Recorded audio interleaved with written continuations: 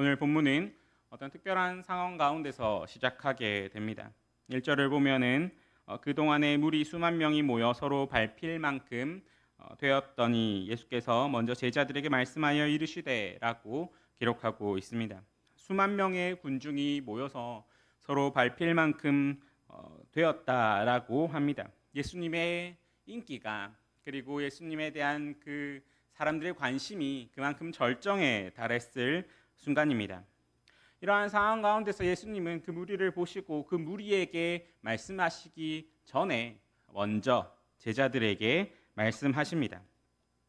먼저 제자들에게 말씀하신 이유는 군중과는 다른 제자로서의 사명이 있기 때문입니다.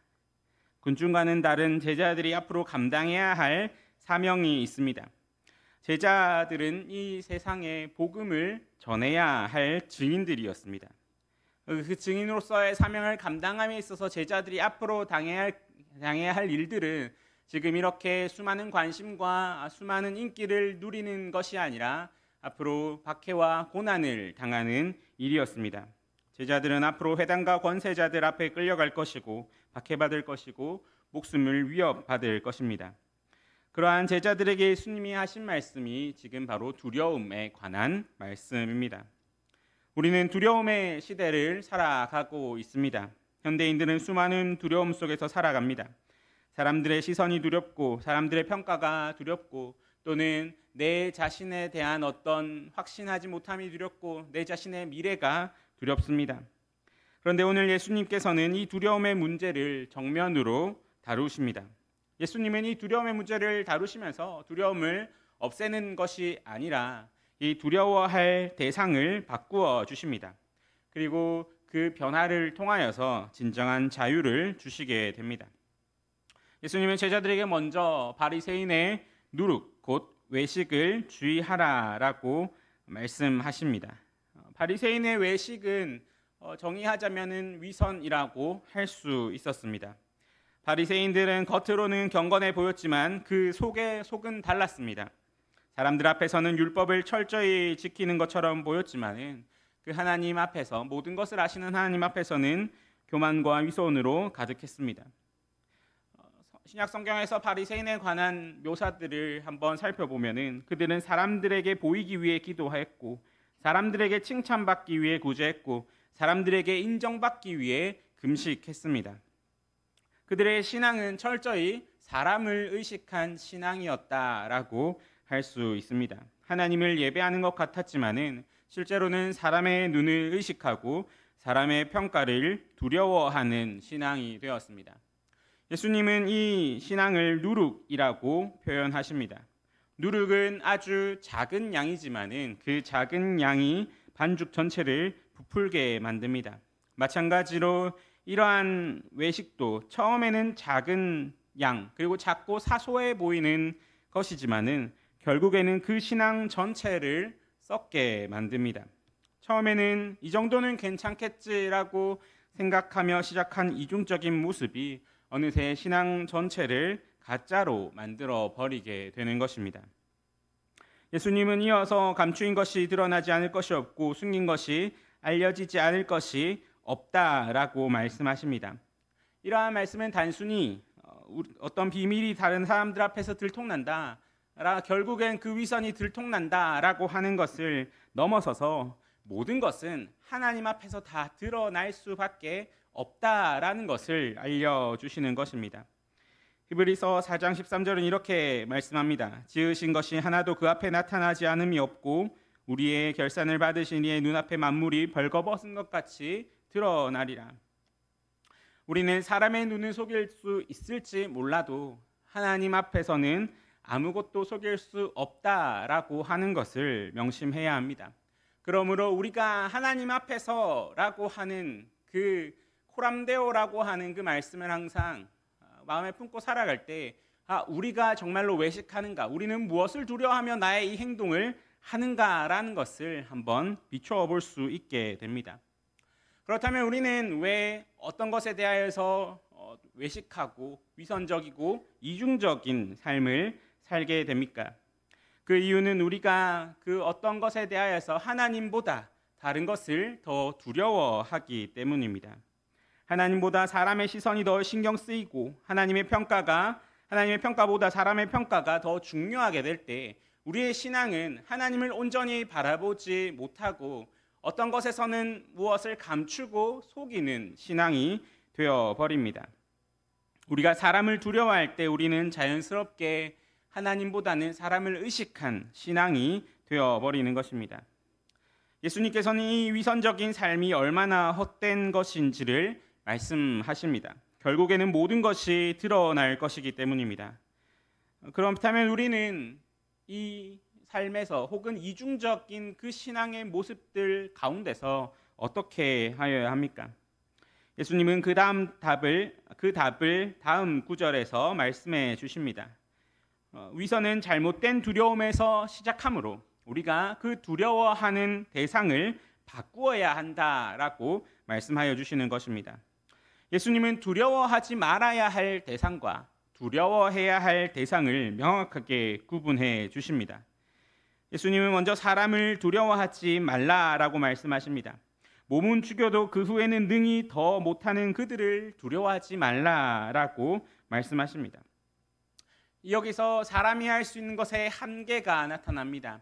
그들이 할 수 있는 것은 사람이 아무리 능력이 뛰어나고 아무리 힘이 많아도 할 수 있는 것은 기껏해야 몸을 죽이는 것뿐이다라고 하는 것입니다. 그들이 할 수 있는 것은 육체적인 생명을 빼앗는 것이 전부입니다. 그 후에는 능히 더 하지 못합니다. 결국 그들은 우리의 영혼을 건드릴 수가 없습니다. 그렇다면 이 말을 통해서 예수님은 무엇을 말씀하십니까? 마땅히 두려워할 자를 내가 너희에게 보이리니 라고 하십니다. 곧 죽인 후에 또한 지옥에 던져 넣는 권세 있는 그를 두려워하라. 내가 참으로 너희에게 이르노니 그를 두려워하라 라고 말씀하십니다. 하나님을 두려워하라. 그분은 너희의 영혼까지 그 권세 아래에 놓이게 하시는 분이시다. 이 땅에서의 삶만 살 뿐만 아니라 영원한 생명까지 결정하시는 바로 그분을 두려워하라라고 말씀하십니다. 그런데 여기서 우리가 오해하지 말아야 할 것은 하나님을 두려워하라라고 하는 것이 하나님을 떨면서 피해 다니라 하는 뜻이 아니라 성경이 말하는 하나님을 경외함, 하나님의 거룩하신가 주권을 인정하고 그 위대하신 그 능력 앞에서 우리가 두려워하며 그 앞에서 겸손하게 살며 그 말씀에 순종함, 사랑과 존경이 섞인 그 두려움인 경외로서 하나님을 대하라고 하는 것입니다. 그렇게 말씀하신 후에 예수님은 참새 5마리가 두 아사리온에 팔리는 것이 아니냐라고 말씀하십니다. 하나님은 심판자이시며 동시에 우리를 세밀하게 돌보시는 보호자이시다라고 하는 것을 말해 주는 것입니다. 당시 참새는 가장 값싼 새였습니다. 5마리에 2 아사리온이다라고 합니다. 아사리온은 우리가 흔히 잘 알고 있는 데나리온의 16분의 1에 해당하는 가격이었습니다. 즉 참새 5마리가 2 아사리온이니까 즉 한 마리당 한 데나리온이라는 가격의 40분의 1의 가격이 되는 것입니다. 그런데 하나님은 그렇게 어떻게 보면 하찮은 혹은 가격이 작게 나가는 참새 한 마리도 잊지 않으신다라고 말합니다. 그리고 그 뒤에 이어서는 심지어 우리의 머리털까지도 다 세고 계신다라고 하십니다. 머리털은 우리의 몸에서 가장 사소한 부분입니다. 나 자신을 내가 잘 안다, 나는 내가 잘 안다라고 하는 사람도 아마 자신의 머리털을 다 알고 있지는 않을 것입니다. 그런데 하나님은 그 머리털 하나하나까지 다 아신다라고 합니다. 이것은 무엇을 의미합니까? 하나님은 우리의 모든 것을 아시고 우리를 세밀하게 돌보신다. 그러한 하나님이시다라고 하는 것을 우리에게 알려주시는 것입니다. 여기서 어떻게 보면 놀라운 역설이 나타나게 됩니다. 하나님을 두려워하면 할수록 우리는 더 안심하게 된다라고 하는 것입니다. 하나님은 경외하면 경외할수록 우리는 더 평안해지게 됩니다. 왜 그렇습니까? 우리의 영원한 생명을 결정하시고 그 모든 것을 다 아시는 하나님이 참새보다 귀한 우리를 지키시고 돌보아 주실 것이다 라는 것이, 우리가 하나님을 두려워하면 두려워할수록 그 하나님이 우리를 지켜주신다는 확신이 더 강해지게 되기 때문입니다. 이것이 또한 우리가 한 사람을 두려워하지 않을 수 있는 이유가 됩니다. 사람이 우리를 어떻게 생각하든, 사람이 우리를 어떻게 대하든, 우리의 그 모든 것을 결정하시는 하나님이 우리를 사랑하고 돌보신다면은 우리는 어떠한 것도 두려워하지 않을 수가 있게 되고, 그리고 그 무엇보다 더 크신 하나님을 두려워하며 그 안에 거하며 그 안에서 살아간다면은 사람의 시선이나 평가나 혹은 나의 미래까지도 걱정하지 않을 수가 있게 된다라고 하는 것입니다. 하나님을 경외하는 사람은 아무것도 두려워하지 않게 됩니다. 왜냐하면 우리가 정말로 두려워해야 될 분이 누구신지를 알며 그것에 집중할 때 하나님이 내가 이전에 두려워했던 그 모든 것들을 다 그 발 아래 두고 계시다라고 하는 것을 우리가 알게 되기 때문입니다. 우리의 영원한 생명을 결정하시는 분이 누구인지를 알게 되며 동시에 그 하나님이 그 참새보다 더 귀하게 여기시는 나를 지키시고 돌보신다라는 확신이 있게 되기 때문입니다. 이것이 바로 참된 두려움이 주는 자유가 됩니다. 이제 예수님은 이 자유가 우리의 삶에서 어떻게 구체적으로 나타나야 하는지를 말씀해 주십니다. 내가 또한 너희에게 말하노니 누구든지 사람 앞에서 나를 시인하면 인자도 하나님의 사자들 앞에서 그를 시인할 것이요 사람 앞에서 나를 부인하는 자는 하나님의 사자들 앞에서 부인을 당하리라 라고 말씀하십니다. 하나님을 경외하는 사람은 사람 앞에서 예수님을 담대히 시인하는 사람이 됩니다. 여기서 시인한다라고 하는 것은 단순히 입으로 예수님을 믿습니다라고 고백하는 것만을 의미하지 않습니다. 시인한다라고 하는 것은 우리의 삶 전체로 예수님을 고백하는 것을 의미합니다. 우리가 어디에 있든지, 누구와 함께 있든지, 어떤 상황에 처하든지 우리가 예수님의 제자이다, 내가 예수님을 따라 살아가는 존재이다라고 하는 것을 드러내는 것을 의미하는 것입니다. 사람 앞에서 예수님을 시인하는 자는 하나님의 사자들 앞에서 시인함을 받을 것이고, 사람 앞에서 예수님을 부인하는 자는 하나님의 사자들 앞에서 부인함을 당할 것입니다. 그런데 여기서 우리는 한 가지 질문을 마주하게 됩니다.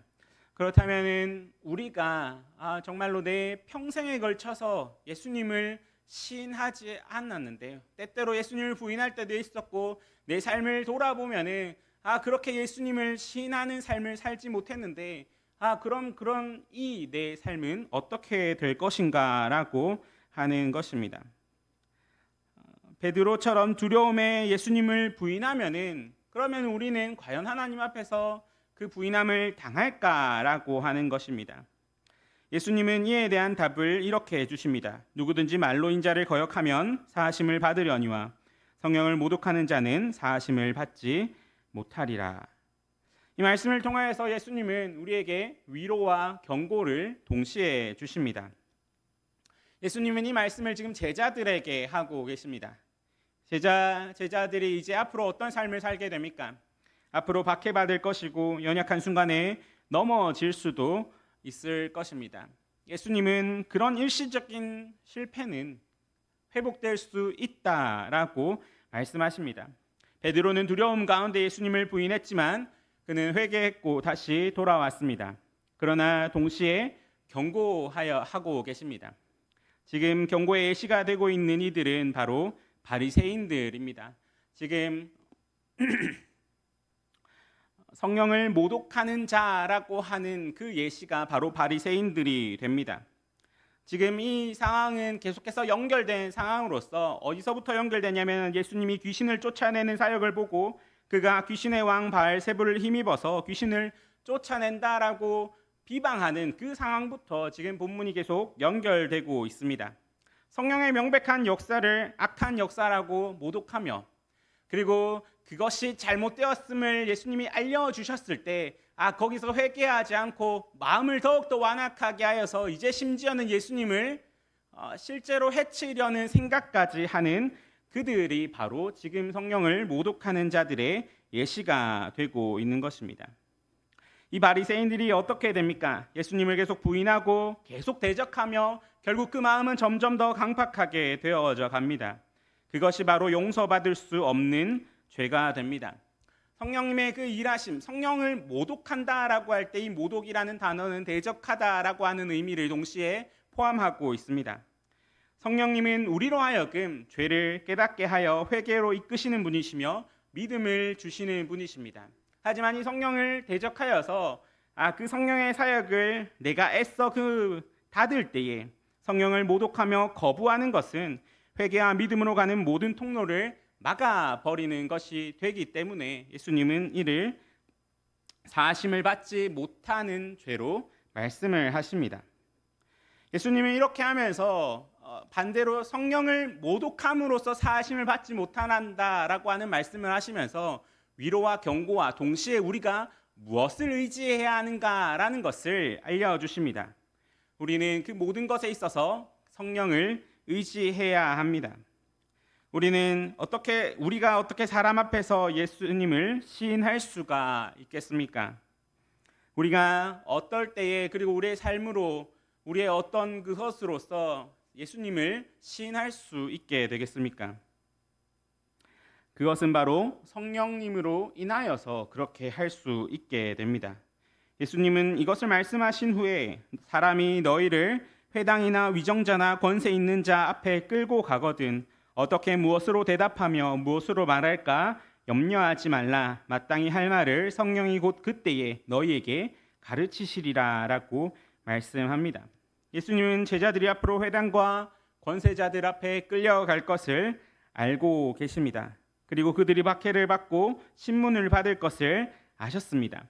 하지만 그런 상황 가운데서도 염려하지 말라라고 말씀하십니다. 왜냐하면 성령께서 마땅히 할 말을 가르쳐 주실 것이며 성령의 의지함이 있을 때 그들이 그러함에도 불구하고 예수님을 시인하는 삶을 살 수 있게 되기 때문입니다. 제자들에게 하신 이 말씀이 또한 우리에게 하신 약속이 됩니다. 우리가 예수님을 시인해야 할 순간이 올 때, 우리의 삶의 모든 순간에서 우리의 신앙을 고백해야 할 때, 그 고백 속에 성령님이 우리와 함께 하실 것입니다.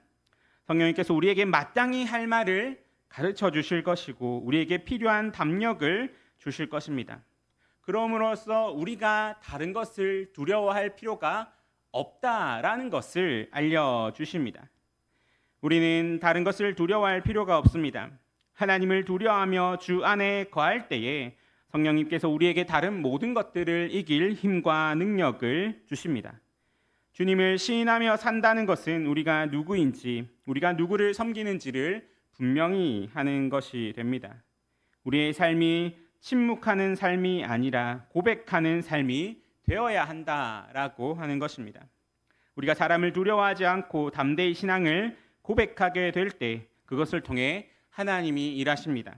그리고 우리의 삶이 복음의 증거가 되어 가게 될 것입니다. 지금 우리를 지배하고 있는 두려움이 무엇입니까? 우리는 어떤 두려움을 가지고 그 두려움 때문에 무엇을 행하면서 살아가고 있습니까? 우리는 우리의 두려움을 바꾸어야 합니다. 하나님을 경외하는 것만이, 하나님을 두려워하는 것만이 우리에게 진정한 자유를 줄 수 있게 됩니다. 하나님 앞에서 진실하게 사는 것만이 우리를 외식하는 것, 위선을 행하는 것에서 벗어날 수 있게 해줍니다. 하나님의 사랑을 확신하는 것만이 우리를 사람의 평가에서 벗어날 수 있게 해줍니다. 이번 주 우리 각자의 삶의 현장에서 예수님을 고백할 기회가 있을 것입니다. 직장에서나 가정에서나 이웃들 사이에서 우리가 그리스도인임을 드러내는 순간이 분명히 오게 됩니다.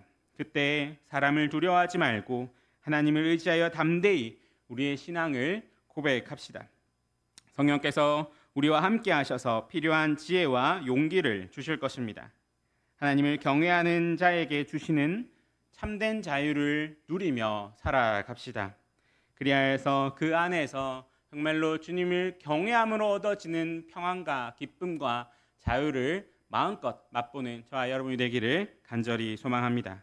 함께 기도하시겠습니다. 사랑의 하나님 아버지, 오늘 우리에게 참된 두려움이 무엇인지 가르쳐 주심에 감사합니다. 주님, 우리가 얼마나 많은 사람들을 의식하고 사람을 두려워하며 살아왔는지를 고백합니다. 그리고 그 잘못된 두려움이 우리를 외식하게 만들며 우리로 하여금 정말로 바라보아야 될 것을 바라보지 못하게 만들었음을 고백합니다. 주님, 우리 이제 우리의 두려움을 바꿔 주시어서 사람이 아니라 하나님을 두려워하게 하시고 사람의 평가가 아니라 하나님의 평가를 구하게 하여 주시옵소서. 그래서 우리가 어디에 있든지 누구 앞에 있든지 담대히 주님을 시인하는 자들이 되게 하여 주시옵소서. 주님, 연약한 우리를 불쌍히 여겨주시고 성령으로 충만하게 하여 주시옵소서. 우리가 신앙을 고백해야 할 순간에 필요한 지혜와 용기를 허락하여 주시어서 우리의 삶이 복음의 증거가 되게 하시고 우리를 통해 많은 사람들이 주님께 돌아오게 하여 주시옵소서. 이 모든 말씀 우리를 구원하신 예수 그리스도의 이름으로 기도드립니다. 아멘. 이렇게 찬송가